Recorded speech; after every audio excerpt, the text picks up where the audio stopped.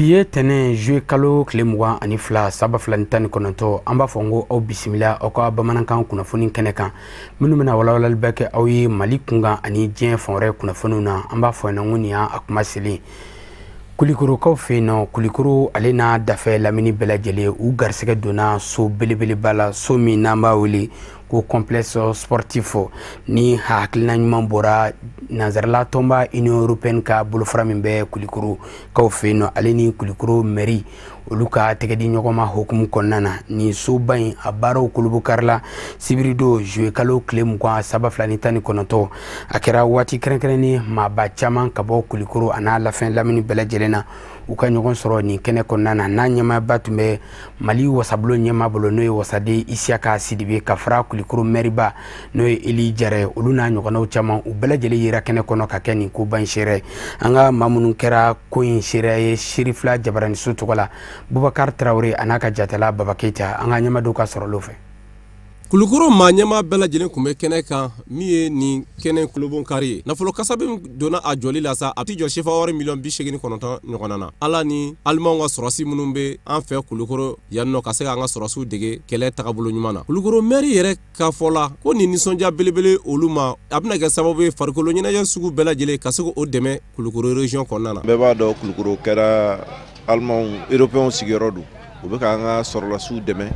dege kele ke tugula donc u basile no kulukura bon ala ya ke u ka cérémonie na u be mairie wele u be population u be bonyon ka yambe kuma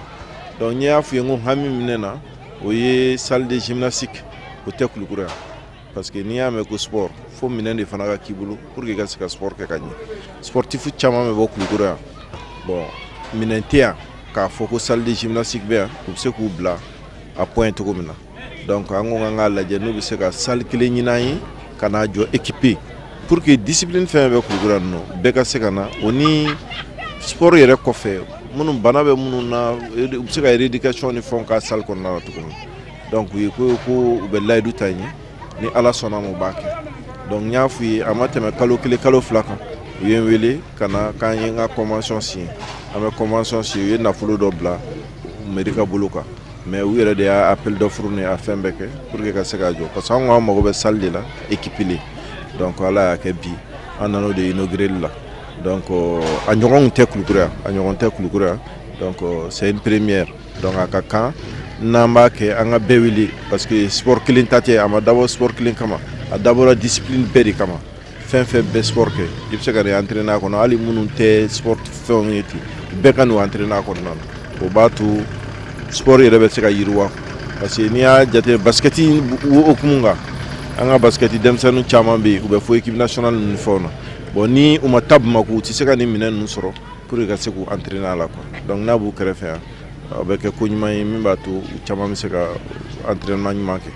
mam yera ko kenen de fay o yaka nison jaira almango sorosula kala ka ira ka fo ko kulukuro demsenu bela jelenga seku ubolo di nyogoma mimba to kulukuro dugu be se ka tanya chuga mena donc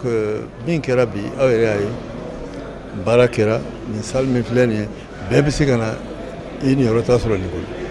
yemi fo ka gelea ko ka entretien ke o yitien fenyi mandiri ma ima entretien achena ya tigide dusukashi et puis en même temps nous quand c'est que baraka la ka chini ko fenge yo fana tien oluma wa to bekangi hakitwa et puis mo kana ukana ninge fenga filento ete kataka dutemini fenga ko bla ukana même semina yo vérifie toujours dakangodo mais ni baramin ki ala bisara la ou bien donc si ça ne be min ko faut mais allemand faut ka kanyu pour ka wera ka foli ku ye parce que ni yebe mina yare fana commencer à hakli sur ça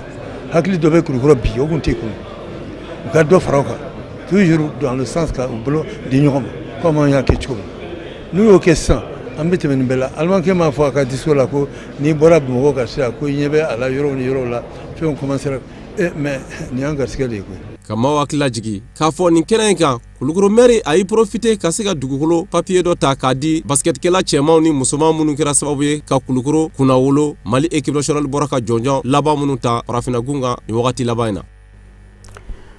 Banyumange jakulu min bɛ an ka jamana kɔnɔna na n'an b'a wele ko ONG Alfaruku ka sanga ni a ka baaraw bolodacogo ye a y'a kanu ka dɔnni kawalesoba dɔ kolobokari min kɛra tɛnɛndo juillet kalo tile 22 san 2019 n'an b'a wele ko Sheikh Zayed ni so belebele in kolobokarila maaba caman ɲɛna ka bɔ jamana in fan caman fɛ a kɛra a jabala la ACI 2000 kɔnɔna na amdalakɛw fɛ yen nɔ nin baara kɛrɛnkɛrɛnnen sera la an ka ɲininikɛla Al-Amidou Badini a n'a ka jatala Dramane Male fɛ Cherifla Jabaranso tɔgɔla an ka ɲɛmadenw ka sɔrɔlaw fɛ sefa wari miliyɔn 200 n'a kunkanfɛn o de donna nin so in jɔli da fɛ mun n'a waleyala ka sabu kɛ bolodiɲɔgɔnma ye mun bɛ ONG Alfarouk n'a cakɛɲɔgɔn cɛ n'o ye ONG Mohamed Ben Rachid Al Maktoum ye ka bɔ Émirats Arabes Unis jamana kɔnɔ nin na kɛ yɔrɔ ye baaraw bɛ kalan yɔrɔ mun na i n'a fɔ informatique maintenance ani kalali Allahu Taala y'an dɛmɛ Émirats n'o ye Dubai jamana ye o ka fondation dɔ bɛ ko Mohamed Ben Rachid n'o ye ka jamanatigi yɛrɛ ka fondation ye ale y'an dɛmɛ an bɛ se ka nin centre in jɔ cogo min na pour que ka se ka centre in kɛ baara dege yɔrɔ ye min bɛ an denw a b'u ladege baara la baara min ladege min bɛ se ka kɛ sababu ye n'u k'u ka baara ntanya min cayalen bɛ jamana kɔnɔ ka se ka caman b'o la u ka se ka baaraw sɔrɔ baara sɔrɔ tɛ se ka ɲɛ f'i ka se baara de la i tɛ se ka se baara la f'i ka dege baara la baara min ni a ye sɔrɔ jamana mago b'a la o mago de kosɔn an sera ka centre in dayɛlɛ bi centre ye centre ba ye fɛn caman b'a kɔnɔ informatique degeli yɔrɔ b'a la kalalikɛyɔrɔ degeli b'a la maintenance degeli yɔrɔ b'a la fɛn wɛrɛw fana bɛ se ka y'a la kɔfɛ min bɛ an ka jamanadenw dɛmɛ san o san ni ka se maa caman labɔ k'u dege baaraw la baara fɔlen ninnu na ani ka taa ɲɛfɛ ka se ka baara wɛrɛw fana k'a la min bɛ se ka an ka adamadenw an ka jamanadenw bɔ nɔgɔ la donc o centre de ye nin ye fondation Mohamed Ben Rachid ka bɔ Émirats la olu de y'an dɛmɛ nin baara in na olu yɛrɛ ka baarakɛlaw bɛ yan nɔ baara wɛrɛw fana b'u kɔnɔ ka kɛ Mali la n'o belebele ye jumɛn ye ka maa minnu n'Alahu Taala y'u jarabi ni dusukunbana ye olu ka dusukun opération bɛ se ka kɛ cogo min na ani jiko dɛsɛ min bɛ an ka jamana na ONG wɛrɛ bɛ yen n'a b'a fɔ ma Suqiyal Imarat olu fana nana u y'an dɛmɛ caman na mais u bɛ fɛ k'an dɛmɛ ka caman fara o dɛmɛw kan donc o baaraw de faralen bɛ ɲɔgɔn kan. ni baaradegiyɔrɔ in jɔli tanuna kosɛbɛ jamana minisiriso fɛ mun ka ca bɛ baara ani baara kalali ko fɔ n'o ye ministère de l'emploi et de la formation professionnelle ye a ko nin na kɛ sabu ɲuman ye ka denmisɛnninw dege baara la yaasa ka dɔ bɔ baara sɔrɔbaliya fanga la ani ka fantanya kɛlɛ ka bɔ jamana kɔnɔ. an nana kɛnɛ mun kɔnɔ o y'a ye tɛgɛ di ɲɔgɔn na dɔ bɛ Alfarouk ni fondation Ben Rachid ni ɲɔgɔn cɛ o ye centre de formation dɔ bila sen kan o centre de formation an bɛ mun kɔnɔ o centre de formation tɔgɔ Sheikh Zayed o bɛ denmisɛnninw degi baaraw la yan a kɛra cɛ a kɛra muso ye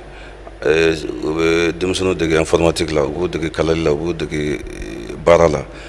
a ka ca Ala fɛ n'u tilala o kalan na u bɛ se k'u yɛrɛ ta o tɛ kɛ doni ye faso ma o tɛ kɛ doni ye u somɔgɔw ma o tɛ kɛ doni ye mɔgɔ wɛrɛ ma donc ni denmisɛnninw degera baara la u bɛ se ka nafa sɔrɔ u yɛrɛ ye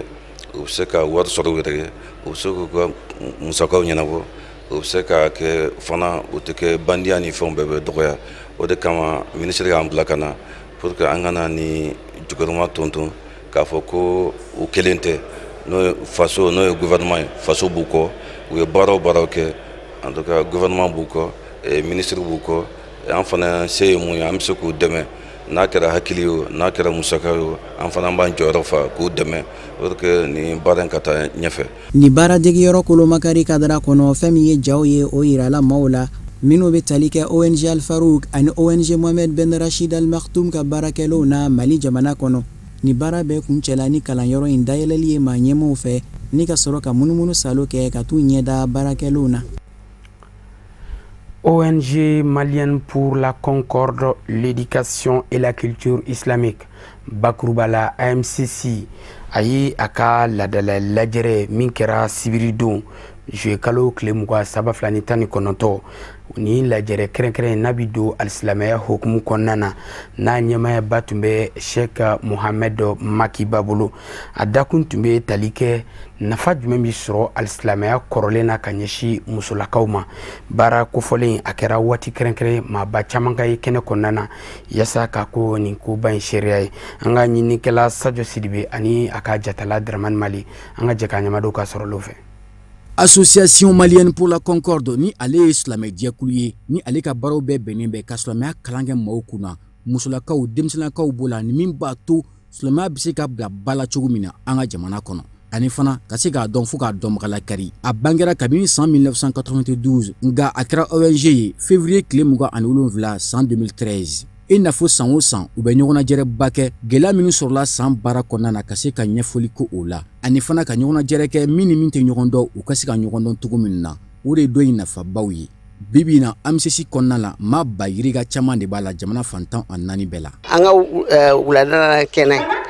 an y'a dabɔ ka kɛnɛ sigi ka kalanso bɛɛ lajɛlen wele waasa an ka se ka ɲɔgɔn dɔn kalan sigi kun ye mun ye ko ka dugawu kɛ kalandenw ye san o san kalanso bɛɛ lajɛlen bɛ wajuluso sigi a yɛrɛ wajulu sigi a yɛrɛ ye AMCC ye tɔn de ye o ye de ka musow kalan ani denmisɛnninw k'u lakalan u ka du minɛcogo ani cɛw minɛcogo ani ka se ka Ala ka sira dɔn a n'a kuntigi ka tugu o kɔ. AMCC bangena en 1992. AMCC ye silamɛtɔn ye silamɛtɔn min ni a sigi kun tɛ dɔwɛrɛ ye ka bɛn ɲini bɛn do silamɛ bɛɛ lajɛlen ni ɲɔgɔn cɛ a créera depuis 92 ka bɛn do silamɛ ni ɲɔgɔn cɛ silamɛya kokɔrɔ silamɛya donna an fɛ yan ni sira kɔrɔ minnu ye donc ka se ka olu valoriser halisa k'olu bila ka ba di olu la ani kalan AMCC sigikunba ye objectif principal minnu b'a la o ye ninnu ye AMCC kɔnɔ cɛlakaw ka ca kosɛbɛ o ye an bɛ maa ba caman de fɔ o la Ala barika la Mali kɔnɔna na an bɛ mɔgɔ ba caman de fɔ o la mais muso kalanyɔrɔ ninnu na hali muso fana u ka ca maa kɛmɛ caman ye u ka ɲina ɲɔgɔnnajɛrɛ kɔnɔ u ye dakun ta dakun min tun bɛ tali kɛ silamɛya kalanni nafa silamɛdenw kan ni ka tila ka laɲini kɛ u dɛmɛbaw fɛ min b'a to san o san u bɛ ekɔliso jɔ minnu kɛ fo ka taa se mɛdɛrisaw ani u n'a ɲɔgɔnna caman ka se ka burusu di ekɔliden minnu somɔgɔw ni se t'u ye k'u bila ka taa kalan na jamana wɛrɛw kan olu de kɛra ɲɔgɔnnajɛrɛ in kumakolobaw ye min b'a to dɛmɛ bɛ se ka kɛ k'a ɲɛsin ni makofilen ninnu ma cogo min na ni lajɛrɛ sigili tɛ dɔwɛrɛ ye AMCC kɔnɔ muso kalanbulon caman bɛ yen bon Ala barika la muso kalanbulon ninnu fana a caman bɛ kuranɛ jigin u ka yɔrɔ la a caman bɛ mawludu organiser u ka yɔrɔ la mais c'est la première fois an ka initiative sɔrɔ initiative min ni a bɔra an ka ɲɛmɔgɔba la k'a fɔ an ka kalanyɔrɔ ninnu bɛɛ lajɛlen fara ɲɔgɔn kan yɔrɔ kelen na bon Ala y'a kɛ ɲinɛnta an ye o di kalanbulon fɔlɔfɔlɔ min sigira AMC kɔnɔna na n'o tɔgɔ ko centre Ismail Diallo an b'aw ladɔnna k'a fɔ kɛnɛ in kun cira ni duwawu ye k'a ɲɛsin min b'a to basigi bɛ se ka sigi an ka jamana kɔnɔ cogo min na ani fana ka tasibila kɛ k'a ɲɛsin AMCC maaba minnu tanya na sifin jɛkulu min bɛ an ka jamana kɔnɔ n'an b'a wele ko association des jeunes premiers du Mali ka sanga ni u ka baaraw bolo datugu ye u b'a kanu sanga ani waati ka se malidenw minnu kɛlen bɛ ka wulikajɔ ta ka ɲɛsin jamana ka ɲɛtaa sabatili ma yasa ka taa jɔnjɔn kɛrɛnkɛrɛnnen ta ka d'u ma min b'a to maa wɛrɛ bɛ se k'u ladege cogo min na a bɛɛ lajɛlen bi don jamana ka ɲɛtaa o sabatili ko ɲuman na u ye o jɔnjɔn di kɛnɛ dɔ sigi min kɛra sibirido juillet kalo tile 27 ni 19 Bamakɔ Palais de la Culture Amadou Ampatiba la a taara ka di maa min ma o ye Yakuba Samake n'ale ye farafin furabɔla ye ni bɛɛ lajɛlen b'a wele ko Zambugu Yaku ni baaraba in a denfaya tun bɛ maa min bolo o ye a seyido Cherifla Usman Madani Haidara denkɛ n'o ye Aliyu Badara Haidara ye maaba caman farala kan ka na kulon ja ɲɔgɔn fɛ an ka ɲinikɛla Tata Ture n'a ka jatala Ibrahima Kulibali an ka ɲɛmadenw ka sɔrɔ olu fɛ ɲumankɛla tɛ bɔnɛ a ka ɲuman kɛli la. Nin kumakan in bɛ sɛbɛntiya ni nin kɛnɛ in sigili ye n'o ye bonyamasegin ye. N'a kɛra sababu ye ka wulikajɔ kɛ Bamako fan 14 bɛɛ lajɛlen fɛ ka sanga ni sibiri juillet kalo tile 20 ye san 2019 bonyamasegin kɛnɛ kan ni jɔnjɔn tali ye ka di Yakuba Samake ma ka fara médaille kan. Ale min ka wulikajɔw bonyana kosɛbɛ ka ɲɛsin farafinfura baarali ma walasa a ka don da la. An ye mɔgɔw wele komi mɔgɔw bɛ association kalama cogo min n'o AJPM ye an bɛ jateminɛ de kɛ mɔgɔw kɔfɛ minnu kɛra cɛsiribaw ye ka jɔnjɔn d'u ma yan'u ka sa bi ala ye an garisɛgɛ don maa min na o ye Zanbugu Yaku ye. Zanbugu Yaku maa dogolen tɛ nka maa caman b'a dɔn ni furakɛli de n'o ye farafinfurabɔ ye. An ka ɲininiw na an y'a sɔrɔ a bɛ baara wɛrɛw kɛ ka fara o farafinfurabɔ fana kan. Ni maa dɔ don a bɛ se ka dan farafinfurabɔ a b'a balo sɔrɔ o la. Nga a sɔnna ka sɛnɛw kɛ ka jibondow jɔ ka misiriw jɔ ka siraw dilan ka di adamadenw ma olu ka se ka o nɛɛma sɔrɔ. Foro min b'a bolo a Fatugu la n'o ye Zanbugu ye dɔw ko k'a bɛ hectare 200 ani kɔ bɔ. O hectare 200 ani kɔ i b'a sɔrɔ maa caman bɛ baara kɛ o kɔnɔ. O bi anw pousser o bi anw gɛn o bi anw wele kun bɔ ka taa jɔnjɔn d'a ma bari a ye dɔ ta jamana baarakɛlaw a ye dɔ ta olu la kaban ka dɔ bɔ chômage la. Finfurakɛla Yakuba Samake ma an fa ani an karamɔgɔba denkɛ fɛ n'o ye Aliyu Usman Aidara ye. A ka fɔ la ni bonyamasegin jɔnjɔn ninnu ye ɲuman sara ye ka da kan jɔnjɔn taara ka di cɛba min ma n'i y'a ka baarakɛtaw ta k'a lajɛ i b'a ye k'a fɔ a ka kan ni nin trophée ninnu dili ye ka fara médaille kan. Ka daminɛ a ye wulikajɔ minnu kɛ ka ɲɛsin a ka sigida kɔnɔna ma fo ka taa se a yɛrɛ fadugu ma n'o ye Zanbugu ye. Alhamdulillah Yakuba ye bonya min kɛ mɔgɔ ye a tɛ se ka fɔ ka se a dan na ne hakili la yanni ka mɔgɔ wɛrɛ ta i bɛ i yɛrɛ ta ani ne ka jɛɲɔgɔnya kɔnɔna la a ye bonya min kɛ n ye ne tɛ se ka se a fɔ ka se a dan na. Alors o bonya kɔnɔna la n bɔra ka misaliya caman di n'o ye exemple caman ye k'a jira k'a fɔ mɔgɔw bɛ yen Yaku de jɔlen don n'u ye donc o ye bonya belebelebaw ye ka jɔ n'u ye baloko sira kan ka jɔ n'u ye dɛmɛko sira kan ka jɔ n'u ye furakɛliko sira kan Yaku jɔlen don ne jigiya kɔrɔ nin bɛɛ lajɛlen na ni n ka cɛkɔrɔba bonya ye. Bon vraiment n bɛ fɛn min f'u ye dɔrɔn nin baara ninnu ka u cɛsiri nin baara ninnu fɛ parce que nin ye ka se ka jamana ka tagaɲɛ sira dɔ de ye nin ye parce que ni mɔgɔ wɛrɛ ye nin ye anw ma cɛsiri caman kɛ mais o bɛ se ka mɔgɔ wɛrɛ bila ka cɛsiri kɛ min ka bon ni anw ta ye. Donc o la nin baara in bɛ ka kɛ jamana de ye a bɛ ka kɛ malidenw de ye an bɛ se k'a fɔ a bɛ ka kɛ diɲɛ ye sabu jamana wɛrɛw bɛ se ka nin image ninnu ye ka se ka cɛsiribaga dɔw ta ka se k'o yira u ka jamanadenw na mun kama mɔgɔ wɛrɛ ka se ka a ɲɔgɔnna dege donc o tɛ kɛ foyi ye diɲɛ ma ni hɛrɛ tɛ. Donc o kɔfɛ an bɛ an bangebagaw fo ka an ladiyabagaw an b'u bɛɛ lajɛlen fo sabu n'i y'a ye nin kɛnɛ in kan yan bi bangebaaw sababu don diɲɛlatigɛ sababu o bɛ bɔ i bangebaaw de la donc an bɛ an fa fo o bɛ balo la an b'an ba fo o bɛ balo la bon an ka dugumɔgɔw n'o ye Zanbugulakaw ye olu fana sen sera kɛnɛ in kan vraiment a diyara an ye a bonyana an ma kosɛbɛ an ye ci bila k'a fɔ an ka dugumɔgɔw ye dugutigi wulila ka na ani duguden caman u wulila ka na an ka dugumɔgɔ fɛn o fɛn n'o ye Zanbugulaka ye fɛn o fɛn bɛ Bamako yan min tora kɔfɛ fɔ ni min man kɛnɛ bon a bɛɛ sera yan bon o ye adamadenya ɲuman de ye ni hasidiya bɛ adamadenya na o tɛ kɛ o ye kɔnɔnajɛlenya de ye donc n tɛ se ka Zanbugulakaw sara sɔrɔ n tɛ se k'u fo ka se a dan na kunun fɔ bi o bɛ n fɛ. Hakilina min b'an na o de ye ka baara in organiser bagaw fo ni a bɛ fɔ o ma l'AJPM mɔgɔw u ka regroupe u ka association k'u bɛɛ lajɛlen fo u ka nin yɛrɛ ye baara ɲuman in na u b'a la ka min kɛ jamanadenw ye jamanaden minnu cɛsirilen don jamana in kɔnɔ baara la alors k'u fo o la k'u waleɲuman dɔn k'u barikada. An b'aw ladɔnniya k'a fɔ nin kɛnɛ in bonyana n'an ka seko ani dɔnko tigilamɔgɔw ye walasa ka nin kura fiyɛ nin bonyamasegin jɔnjɔn in dili kɛnɛ ma u bɛɛ lajɛlen y'u ka seko ani dɔnkow dan kɛnɛmaya ka daminɛ jeliw artisiw fo ka taa se zigiridalaw ma kɛnɛ ka sɔrɔ ka kuncɛ ni an fa ani an karamɔgɔba denmuso ka dugawudon ye n'o ye Bamu Aidara ye walasa bɛn kelenya ani Mali jamana ɲɛtagaw bɛ se ka sabati. Société TVS Moto ale cakɛda min ka baaraw ɲɛsinnen bɛ bolimafɛn sen fila olu na ɲɔgɔnna wɛrɛw caman feereli ma an ka jamana kɔnɔna na a ye a ka tirage sort n'o kɛra tombola belebele min sigira ka sanga ni kan Egypte 2019 hukumu kɔnɔna ye o baaraw bolodara sibirido juillet kalo tile 20 sanba 29 a kɛra waati kɛrɛnkɛrɛn u ka clients ka fara u n'u baarakɛɲɔgɔn caman u bɛɛ lajɛlen kana ka fara u ka ma welelen n'o ye maa kɛrɛnkɛrɛnni n'o ye Jigi Jara n'ale yɛrɛ Mali samatasegiw ka jɔkɔlɔsiba ye ale yira kɛnɛ kɔnɔna na yasa kana kɛnɛ ka denbaya kosɛbɛ an ka ɲinikɛla Muhamadu Ben Sherif Sumano a n'a ka jatala Samba Traoré an ka jɛ ka ɲɛmadenw ka sɔrɔlaw fɛ. Marque TVS ye moto mun ni a kolo ka gɛlɛn a si ka ca a tɛ essence caman min nunu ye kumakan mun bɔra Mali samatasegiw ka jɔ kɔlɔsibaga da n'o ye Jigi Jara ye a y'a yira k'a fɔ ale b'a ɲini bɛɛ fɛ bɛɛ ka marque TVS san ka d'a ka moto ɲuman don moto nafama don. Ne hakilila ye mun ye TVS mɔgɔw ka moto ɲumanba don et puis jeune moto ɲuman yɛrɛ de don.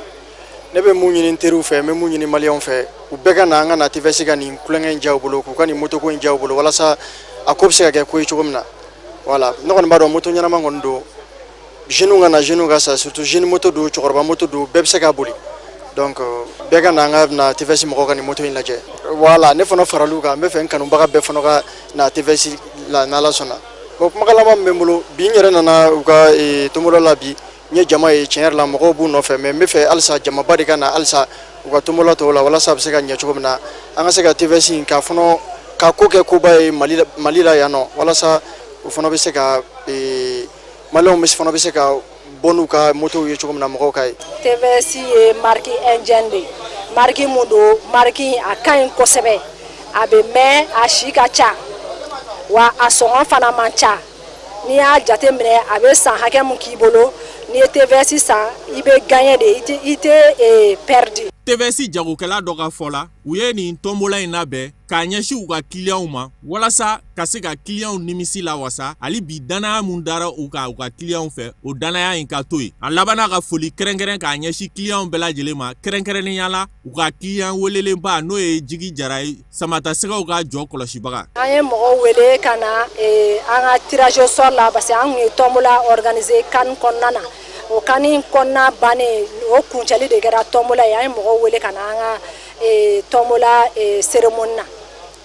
bon o tombola in kɔnɔ a kɛra hɛrɛ ni baden na a diyara an ye a bonyana ma an ka sari Jigi Jara a nana ka na an ka invitation répond a diyara an ye kojugu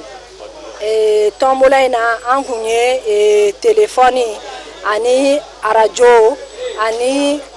frigo ani télé o de kun y'an ka cadeau ye k'a di an ka clients ma moto sanni kɔfɛ. An b'aw ladɔnniya k'a fɔ TVS moto ka nin tombola ye nin ye nin tako fɔlɔ ye a kɛnɛ kan lajalifɛn caman dira clients ma i n'a fɔ téléphone frigo ani télé belebelew. O fana b'an sɛnsɛn ka taa diɲɛ fan wɛrɛ kunnafoniw na minnu bɛna walawala karamɔgɔ Musa Fɔnba fɛ.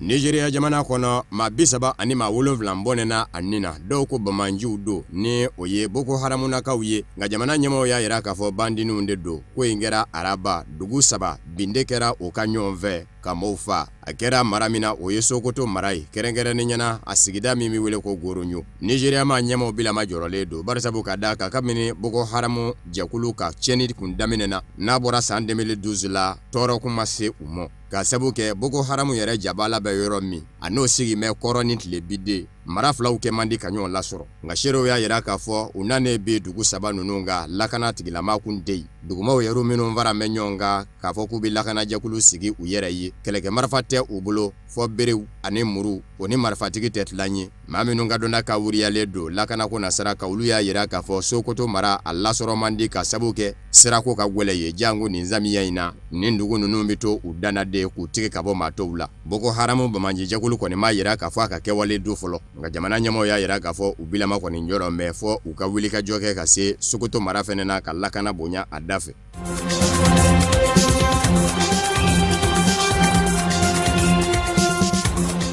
Burundi jamana a ɲanginen don nazarala tɔnba Union Européenne ni a jamana 27 bɛɛ fɛ nka bɛ n'a fɔ Faransi jamana b'a fɛ k'i tigɛ ka bɔ tɔw la kabini jamana ɲɛma Pierre Nkurunziza y'a jira k'a fɔ mandat sabanan a b'o ɲini san 2015 n'o ma bɛɛ fanga sinamatɔw ma a ye bɔnɛ banfula don maaw kunna ni k'i diyagoya cogo Burundi jamana kunna o kun kɛra sababu ye nazarala tɔnba Union Européenne kun ye a ɲangi a n'a jamana 28 ka sababu kɛ ko hadamadenya hakɛ k'a y'o buruja k'a banna ka sigi ka fɔ boloda ani fanga sinamatɔw ni ɲɔgɔn cɛ minnu bɛ jamana kɔ kan fɔ diɲɛ selekɛnɛ ni setigi jamanaw ka kiiri bulon cour pénal international CPI yɛrɛ ye kiiri wuli a nɔfɛ k'a ye hadamadenya buruja walew kɛ ko kumana k'a ni taali ka CPI la Faransi jamana a bɛna fɔ ale kɛmɛ k'i tigɛ ka bɔ jamana tɔw la bi ka kuma ɲɔgɔnya ni jɛɲɔgɔnya don ani Burundi ma ɲɛma Pierre Nkurunziza ni ɲɔgɔn cɛ san 2019 daminɛ in na u ye kuma caman kɛ maaw ɲinɛmɔ nka Faransi ma ɲɛmɔw yɛrɛ bɛ ka fɔ cogo min sɔrɔ a la k'olu bɛ k'u bolo mɔnɔbɔ a nɔfɛ de a ka kɛ basigi karamɔgɔ ye a ka sɔn ani maaw ka kuma ko n'olu ma la k'u tɛna tiɲɛ Burundikaw ka minisiri min ɲɛsin bɛ Burundi jamana wɛrɛ ni ɲɔgɔn cɛ koɲɛ ɲɛnabɔw ma ni o ye Ezekiel Nibiriga ye octobre kalo la sango ale y'i den ka taa Faransikaw fɛ yen taama dɔ la o senfɛ ani Faransi ma ɲɛmɔw kumana a barata nazarala tɔnba Union Européenne na bɛ a ka ɲangi kurakuraya nka Faransi jamana bɛ k'i den ka jɛ don ani Pierre Nkurunziza ni ɲɔgɔn cɛ tɔw kɔ kan dɛmɛw minnu kan ka kɛ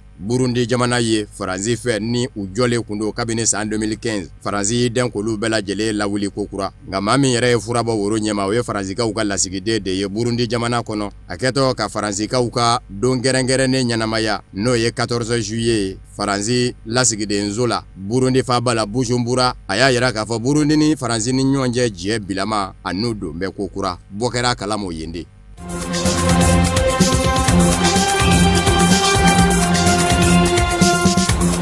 Afrodisodikaw ka jamana ɲɛma Cyril Ramaphosa a ye dantigɛli kɛ ka jira k'a fɔ jamana tɔgɔlama min ɲɛsinnen don jamana labaara cogo ɲuman mɔ mara kɛ cogo ɲuman foroba nafolo labaara cogo ɲuman ni u kama ko médiatrice o ye jakiw minnu ɲɛsin a ma kɔsada in na k'a ye kuru ni jamanadenw ye k'a sababu kɛ k'a ye kalo tigɛ wasadenw ye wasabulon kɔnɔ ko kɔrɔfɔ in ma bɛɛ ale ma a ka bonya bɛ ka ɲɛsin musolaka in ma bawo jamana sariya de kɛn bɛ k'a cogo ko nka k'a ye sinsin fɛn minnu kan ka jateminɛ gafe sɛbɛ k'a fɔ k'ale ye kalo tigɛ k'a y'i kuru ko fiɲɛ caman b'a ka sɛbɛnnew na Cyril Ramaphosa jamana ɲɛma san 2017 a ka fanga ɲini dɔ ANC kɔnɔ kuma min na ni ɲugun bira ka kɛ jamana ɲɛmakɔrɔ Jacob Zuma na n'o kun bɛ ka taa wɛni ye ka bɔ jamana ɲɛmaya la ale kun b'o sigiyɔrɔ nɔfɛ wulikajɔw minnu kɛra walasa bɛ se ka o sigiyɔrɔ in sɔrɔ ko nafolo dɔw nana nacogo la nacogo min ma kɛ jɛlenya kɔnɔ euro wari dalasi 30 o tɛmɛna a ka fa ni cakɛda dɔ ni ɲɔgɔn cɛ cakɛda min tɛ cakɛda jɛlen ye Cyril Ramaphosa kɔni kun y'a yira k'a fɔ o wari nana nasira min fɛ cakɛda ni ale denkɛ ni ɲɔgɔn cɛ don k'a kuma dabɔ ale ka jɔyɔrɔ ɲini kama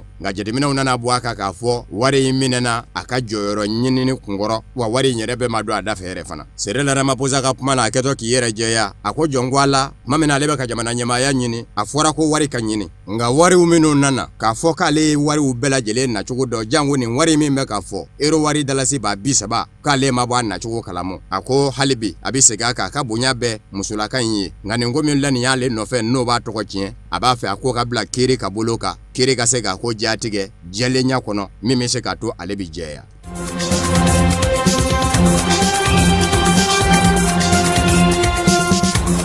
Kasangani farafina senan dolati barabla ye kan 2019 misran jamana fa bala kɛra Egypte Algérie ni Sénégal de kun bɛ ɲɔgɔn sɔrɔ ko in dora Algérie ta la o nka Faransi jamana kɔnɔ kɛrɛnkɛrɛnnen ɲɛna dugu min bɛ wele ko Rouen n'a bɛ Faransi tile bi yan fan fɛ laginɛkaden dɔ de bɔnɛna a ni na fu Algérie ni Sénégal ni ɲɔgɔn cɛ supporteli na sira kan Mamadou Bari fara a fara fa cogo min na dɔw y'a yira k'a fɔ Algérie supporteriw de y'a fa bebe in kɔni na sɛgɛsɛgɛli dayɛlɛlen don Faransikaw ka minisiri ka fɔ la minisiri min ɲɛsin bɛ Faransi kɔnɔna koɲɛw ɲɛnabɔli ma n'o ye Christophe Castaner ye ma min na ni ani Algérie supporteriw karila ɲɔgɔn na yanni dolati yɛrɛ ka daminɛ a joginnen u y'a donni ka taa ni a ye Rouen lapida nin zo la nga ye diɲɛ to ko in kɛra ka bɛn ni sibiri ye Christophe Castaner y'a yira k'a fɔ labɛn bɛɛ lajɛlen kɔni sabati bɛ ka ɲinini boloda maa minnu kɛra Mamadou Bari faaba ye laginɛkaw ka den a ka ɲini ka bila bɔgɔ jeninen ka bolo kan a y'a yira k'a fɔ a bɛ taa sibila kɛ ka ɲɛsin maa in mɔ a n'a somɔgɔw minnu dusukun kamikaminen don bi Mamadou Bari yɛrɛ a y'a ka kalan kɛ Faransi jamana kɔnɔ sanfɛ kalan fɔ a yɛrɛ kun kɛra ɲininikɛla ye u k'a ma ko chercheur u ka sanfɛ kalanso la a ye kalansiya min kɛ o ye nzalenw nzara cogo u labaara cogo ka taa se ye Faransi yɛrɛ bɛ nafolo min labaara Farafinna Faransi kan fɔ jamanaw kɔnɔ a kun ka ɲinini bɛ ka boli olu de kan.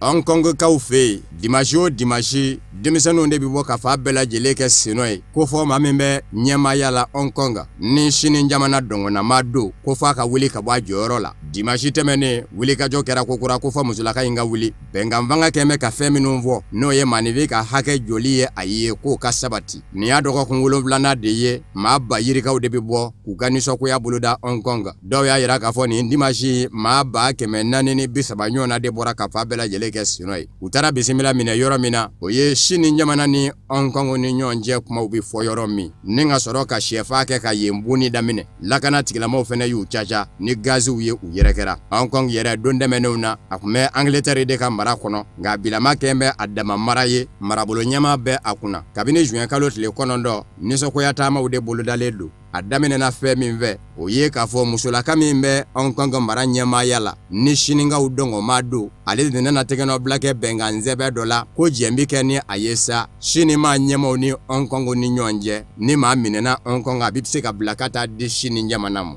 O de ma bɛɛ Hong Kong kaw mɔ nka sininkaw y'a yira k'a fɔ bamaɲinkuru caman de bɛ ka ka kokolo kɛ ka t'i dogo Hong Kong. Wulikajɔ cayara musolaka de nɔfɛ sa f'u bɛ ka jira k'a fɔ a ka wuli ka bɔ yen.